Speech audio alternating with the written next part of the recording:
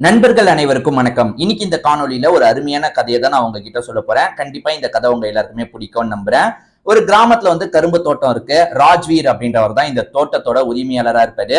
இங்க சிவாங்கின்ற ஒரு பொண்ணு கஷ்டப்பட்டு வேலை பாக்குறாங்க. இவங்களுக்கு ஐபிஎஸ் ஆபீசர் ஆகணும்ன்ற மாதிரி கனவுலாம் இருந்திருக்கும். அம்மா பயங்கரமா சப்போர்ட் பண்ணிருப்பாங்க. இப்ப அம்மா இறந்து போனதுக்கு அப்புறம் இந்த பொண்ணு இந்த இடத்துல வேலை பார்த்துட்டு இருக்காங்க. திடீர்னு இந்த பொண்ணோட லைஃப் ஒரு கலெக்டரால மாறுது.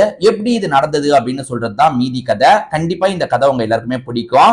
இதே மாதிரி நிறைய கதைகள் நம்ம சேனல்ல ஆல்ரெடி இருக்கு. அதெல்லாம் பார்க்கணும்னா நம்ம சேனலை சப்ஸ்கிரைப் பண்ணி வச்சுக்கோங்க. இந்த கதையை முழுசா கேட்கறதுக்கு முன்னாடி இந்த வீடியோக்கு ஒரு லைக் போடுங்க. அப்பதான் உங்களை மாதிரி பாக்குற நிறைய பேர்கிட்ட இந்த காணொலி கொண்டு போய் சேர்க்கப்படும்.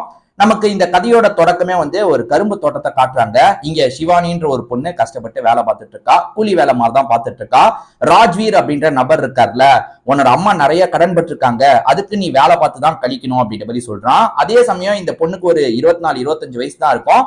சில சமயம் கொஞ்சம் தப்பாலாம் பேசுறான், டபுள் மீனிங்ல எல்லாம் பேசிட்டு இருக்கான். இதெல்லாம் இந்த பொண்ணுக்கு கஷ்டத்தை தந்துட்டு இருக்கு.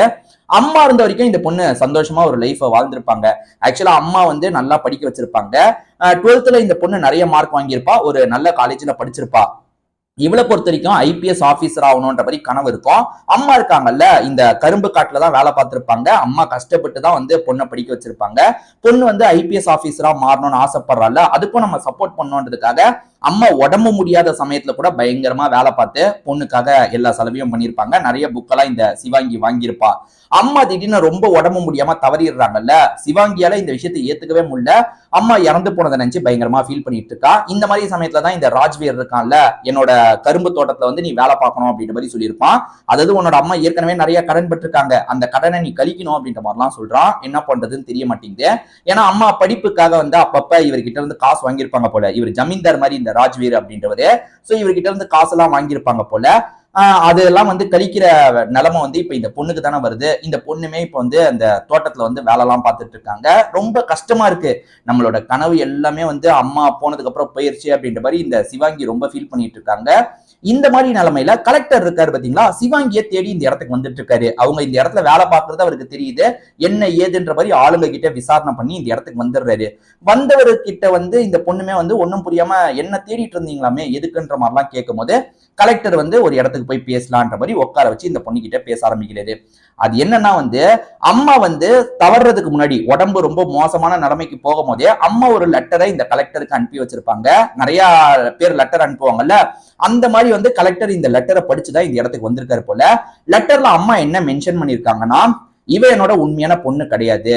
ஆக்சுவலா இவளை நான் ஒரு இடத்துல கொண்டுதான் வந்தேன். ஒரு வீட்டுல ஒரு ப்ராப்ளம்லாம் போயிட்டு இருந்தது. அந்த ப்ராப்ளத்துல இந்த பொண்ணை ஒருத்தன் தூக்கிட்டு போக பார்த்தான். சோ அவன் ஒரு இடத்துல வச்சுட்டு போனான். அதாவது இந்த பொண்ணை யாருனாலும் எடுத்துட்டு போகட்டும்ன்ற மாதிரி அனாத மாதிரி ஒரு இடத்துல வச்சுட்டு போயிருப்பான். இந்த அம்மா இருக்காங்க பாத்தீங்களா, நம்ம எடுத்து வளர்க்கலாம்னு நினைச்சிருப்பாங்க. அப்படிதான் இந்த சிவாங்கிய வளர்த்திருக்காங்கன்னு தெரிய வருது. சோ சிவாங்கிய பொறுத்த வரைக்கும் ஒரு பணக்கார குடும்பத்தை சேர்ந்தவ.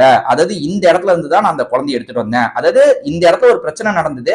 அங்க சம்பந்தப்பட்ட சில ஆளுங்க தான் அந்த குழந்தைய அந்த வீட்டுல இருந்து எடுத்துட்டு வந்தாங்க, ஒரு இடத்துல வச்சாங்க. நான் அங்க இருந்து எடுத்துட்டு வந்தேன். சோ இவ பணக்கார வீட்டு பொண்ணு. இவளை பொறுத்த வரைக்கும் நிறைய கனவு இருக்கு. அதாவது ஐபிஎஸ் ஆபீசர் ஆகணும்ன்ற மாதிரி நிறைய கனவு இருக்கு. நான் முடிஞ்ச அளவுக்கு சப்போர்ட் பண்ணிட்டு தான் இருக்கேன். ஆனா என்னோட உடல்நிலை ரொம்ப மோசமா போயிட்டு இருக்கு. ஒருவேளை எனக்கு ஏதாவது ஆச்சுன்னா அவளோட கனவை நிறைவேறணும். அதுக்காக அவளோட உண்மையான பேரண்ட்ஸை நீங்க கண்டுபிடிச்சு சேர்த்து வைக்கணும் அப்படின்ற மாதிரிதான் அம்மா லெட்டர் போட்டிருக்காங்க. கலெக்டர் இது எல்லாத்தையும் புரிய வச்சோன்னே சிவாங்கி பயங்கரமா ஃபீல் பண்ணி அழுகுறாங்க. இது இவங்க உண்மையான அம்மா இல்லையா, உண்மையான அம்மாவா இல்லைனாலும் நமக்காக அவ்வளவு கஷ்டப்பட்டு இருக்காங்களே அப்படின்ற மாதிரிலாம் சிவாங்கிக்கு ரொம்ப கண்ணீர் வந்துட்டு இருக்கு. இந்த கலெக்டர் என்ன சொல்றாருன்னா, உங்க அம்மா தந்தாங்கல்ல அந்த இன்ஃபர்மேஷன் மூலியமா இதுக்கு பின்னாடி யார் இருக்கா, அதாவது உன்னோட உண்மையான பேரண்ட்ஸ் யாரு, நீ பெரிய குடும்பத்தை சேர்ந்த பொண்ணு தானான்றதெல்லாம் நான் விசாரணை பண்ணிட்டு இருக்கேன். இந்த விசாரணை எப்படியும் ஒரு மாசமாவது ஆகும். நான் முடிஞ்ச அளவுக்கு ஆளுங்களை வச்சு விசாரணை பண்ணிட்டு இருக்கேன்.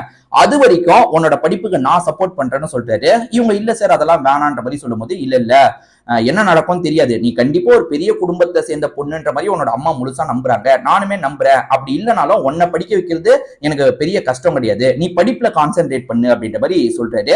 இந்த பொண்ணுக்குமே சந்தோஷமா இருக்கு. ஏன்னா ஐபிஎஸ் ஆபீசரா ஆகணும்ன்ற மாதிரி இவங்க நிறைய புக்ஸ் எல்லாம் வாங்கி வச்சிருக்காங்கல்ல, சரி படிக்க ஆரம்பிக்கலாம் அப்படின்ற மாதிரிலாம் யோசிக்கிறாங்க.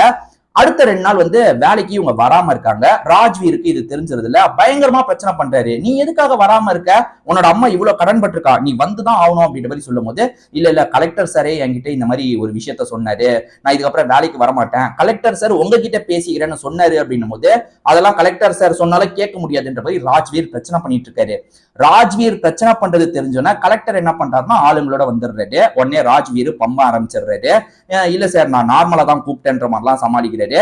இப்ப வந்த அந்த கலெக்டர் இருக்கார்ல, நீ எதை நினைச்சும் கவலைப்படாதமா, இதுக்கப்புறம் இவனால உனக்கு எந்த ஒரு டிஸ்டர்பன்ஸும் வராது, நீ படிப்புல மட்டும் கான்சென்ட்ரேட் பண்ணு, நான் முடிஞ்ச அளவுக்கு விசாரணை பண்ணிட்டு இருக்கேன், உன் உண்மையான பேரண்ட்ஸ் யாருன்றத சீக்கிரமா கண்டுபிடிச்சிருவேன் அப்படின்ற மாதிரிலாம் சொல்றாரு. ஏன்னா வந்து இந்த அம்மா வந்து குழந்தைய எங்க இருந்து எடுத்தேன்னு சொன்னாங்கல்ல, அந்த டீட்டெயிலை வச்சுதான் இவர் தேடிட்டு இருக்காரு போல, சீக்கிரமா நம்ம கண்டுபிடிச்சிடலான்ற மாதிரி கலெக்டர் சொல்றாரு. இப்ப கலெக்டருக்கு ஒரு ஸ்டேஜ்ல அந்த குடும்பத்தை பத்தி தகவல் கிடைக்குது. ஆக்சுவலா அந்த குடும்பத்துல வந்து அந்த டைம், அதாவது ஒரு 24 வருஷத்துக்கு முன்னாடி 25 வருஷத்துக்கு முன்னாடி அங்க ஒரு பெரிய பிரச்சனை போயிருக்கும். ஒரு தம்பதி இருந்திருப்பாங்க. அந்த தம்பதி, அதாவது ஹஸ்பண்டுக்கு தம்பி இருக்காரு பாத்தீங்களா, அவர் வந்து சொத்துல வந்து எனக்கு வந்து பங்கு தாங்கன்னு கேட்டிருப்பாரு. ஏற்கனவே பங்கு கிடைச்சிருக்கும் அப்பா மூலியமா, அதெல்லாம் அழிச்சவரு திரும்பி வந்து சிவாங்கியோட உண்மையான அப்பா கிட்ட சொத்துக்காக பிரச்சனை பண்ணிருப்பாரு. அந்த பிரச்சனையில வந்து அண்ணனோட குழந்தை, அதாவது பெண் குழந்தை சிவாங்கியா இருப்பாங்க, அந்த பெண் குழந்தையா ஆளை வச்சு தூக்கி இருப்பாரு. அந்த ஆளுதான் ஒரு இடத்துல போட்டுட்டு போயிருப்பான். சோ அதுக்கப்புறம் வந்து அண்ணனுக்கும் தம்பிக்கும் ப்ராப்ளம் வந்து கம்ப்ளீட்டா சால்வ் ஆகல. ஆனா வந்து தம்பிக்கான தண்டனையை அண்ணன் வாங்கி தந்திருப்பாரு, ஒரு லைஃப வாழ்ந்திருப்பாரு. அதுக்கப்புறம் அவருக்கு இன்னொன்னு குழந்தை பிறக்கல, அதாவது சிவாங்கி பிறந்தாங்கல்ல, அதுக்கப்புறம் அவருக்கு இன்னொன்னு குழந்தை பிறக்கல. அந்த அப்பா அம்மாவை தான் இப்ப இந்த கலெக்டர் ஆளுங்க மூலியமா கண்டுபிடிக்க சொல்லியிருப்பாரு. அப்படி விசாரிச்சுட்டு வந்தவங்க என்ன சொல்றாங்கன்னா, அவங்க தவறிட்டாங்க அப்படின்ற மாதிரி சொல்றாங்க. ஏன்னா வந்து குழந்தை காணாம போயிட்டாலே அப்படின்ற மாதிரி ரொம்ப வருத்தத்துல இருந்திருப்பாங்க. அவங்களோட சொத்து நிறைய இருக்கு பாத்தீங்களா, அந்த சொத்துல பெரிய பாகத்தை வந்து கஷ்டப்படுறாங்கல்ல அவங்களுக்கு எழுதி வச்சிருப்பாங்க. மீதி சொத்து எல்லாமே அப்படிதான் இருக்கும். அதாவது அந்த வாரிசை கண்டுபிடிச்சா அந்த சொத்து போகும்ன்ற மாதிரி தான் இருக்கும். வாரிசு சிவாங்கி தானே, சோ சிவாங்கி மூலியமா அந்த சொத்தெல்லாம் கொண்டு வரணும் அப்படின்ற மாதிரி இவர் யோசிச்சிருப்பாரு. சோ ஒரே ஜீன் தானே, அவங்க வந்து அந்த ஜீன் வந்து வச்சிருப்பாங்க, எங்க பொண்ணை வந்து யாராவது கண்டுபிடிங்கன்ற மாதிரி அவங்களுமே ஒரு சைடு வந்து பயங்கரமா தேடிட்டு தான் இருந்திருப்பாங்க. சோ இதெல்லாம் தெரிஞ்சோட இவருமே சிவாங்கி கிட்ட சொல்றாரு. சிவாங்கி பயங்கரமா ஃபீல் பண்றாங்க. அதாவது வளர்த்த அம்மா இறந்து போயிட்டாங்க, பார்த்தா பெத்த அம்மாவும் இறந்து போயிட்டாங்க, அப்பாவும் இறந்து போயிட்டாரு, நமக்குன்னு யாருமே இல்லையன்ற மாதிரி பயங்கரமா ஃபீல் பண்ணிட்டு இருக்காங்க. இதே ஊர்ல அர்ஜுன் ஒரு பையன் இருப்பான். இவங்க கரும்பு காட்டுல வேலை பார்க்கறதுக்காக வந்தாங்கல்ல, அப்பயே அர்ஜுன் வந்து இவங்க கிட்ட பேசுவான், பழகுவான். அர்ஜுனுக்கு இவங்களை ரொம்பவே பிடிச்சிருக்கும். ஆனா இவங்க என்ன சொல்றாங்கன்னா, இப்ப படிச்சுட்டு இருக்க இவங்க என்ன சொல்றாங்கன்னா, இல்ல நான் எக்ஸாமுக்கு ப்ரிப்பேர் பண்றேன், நல்லா படிச்சு ஒரு நல்ல நிலைமைக்கு வந்ததுக்கு அப்புறம் நான் உன்னை வந்து கல்யாணம் பண்ணிக்கிறேன், அது வரைக்கும் எனக்காக வெயிட் பண்ணுவியான்னு கேட்கும்போது கண்டிப்பா வெயிட் பண்றேன்னு அர்ஜுன் சொல்றாரு. இந்த மாதிரி நிலைமையில தான் உண்மையான பேரண்ட்ஸும் இறந்து போனது இவங்களுக்கு தெரிய வருது. இவங்க ரொம்ப ஃபீல் பண்றாங்க, என்னடா இது நம்ம பேரண்ட்ஸும் இறந்து போயிட்டாங்களே அப்படின்னும் போது, இதுக்கப்புறம் இந்த சொத்தெல்லாம் உனக்கு தாமா வரப்போகுது, அந்த ப்ராசஸ் எல்லாத்தையும் நான் பண்றேன், ஏன்னா வந்து உன்னோட டிஎன்ஏ மேட்ச் ஆகணும், அவங்க ஏற்கனவே அவங்க டிஎன்ஏவே எடுத்து வச்சிருக்காங்க, அது உன் கூட மேட்ச் கண்டிப்பா ஆகதான் போகுது, அப்படி மேட்ச் ஆயிடுச்சுன்னா அந்த சொத்தெல்லாம் வரதுக்கான ஃபார்மாலிட்டி எல்லாமே ஒரு 2-3 மாச காலகட்டத்துல எல்லாமே நடந்துரும் அப்படின்ற மாதிரி கலெக்டர் சொல்லும் போது இவங்க கலெக்டருக்கு நன்றி எல்லாம் சொல்லிட்டு இருக்காங்க. அதே சமயம் எக்ஸாம்க்கு இவங்க பயங்கரமா ப்ரிப்பேர் பண்றாங்கல்ல, சில அட்டெம்ப்ட்ல இவங்க வந்து ஃபெயில் ஆயிட்டு இருக்காங்க. இருந்தாலுமே கலெக்டர் வந்து மோட்டிவேட் பண்றாரு, இல்ல உன்னால முடியும்ன்ற மாதிரி மோட்டிவேட் பண்றாரு. இவங்களுமே விடாமுயற்சியோட வந்து பயங்கரமா ட்ரை பண்றாங்க. ஒரு ஸ்டேஜ்ல அந்த எக்ஸாமை கிளியர் பண்ணிடுறாங்க. இவங்க நினைச்ச மாதிரி ஒரு பதவி இவங்களுக்கு கிடைக்க போகுது. அதே சமயம் பேரண்ட்ஸோட சொத்தா இவங்க நினைச்சு கூட பார்க்க முடியாத அளவுக்கு சொத்து இவங்க பேருக்கு வந்துருது. அந்த சித்தப்பா எல்லாம் எப்பயோ போயிருப்பாரு, அந்த சித்தப்பா எல்லாம் இப்ப பிரச்சனை இல்ல, பேரண்ட்ஸ் போனதுனால அந்த சொத்து எல்லாமே இவங்களுக்கு வருது பாத்தீங்களா, கனவுல கூட இவங்க நினைச்சு பார்க்காத அளவுக்கு காசு கிடைக்குது. சோ இதை நல்ல விஷயத்துக்கு பயன்படுத்தணும். ஏன்னா இவங்க ஒரு ஏழையான ஒரு லைஃப் வாழ்ந்தாங்கல்ல, அந்த மாதிரி நிறைய பேர் கஷ்டப்படக்கூடாது, அந்த ஏழைங்களுக்கு எல்லாம் போய் சேர்ற மாதிரி ஏதாவது பண்ணணும் அப்படின்ற மாதிரி கலெக்டர் கிட்ட டிஸ்கஸ் பண்றாங்க.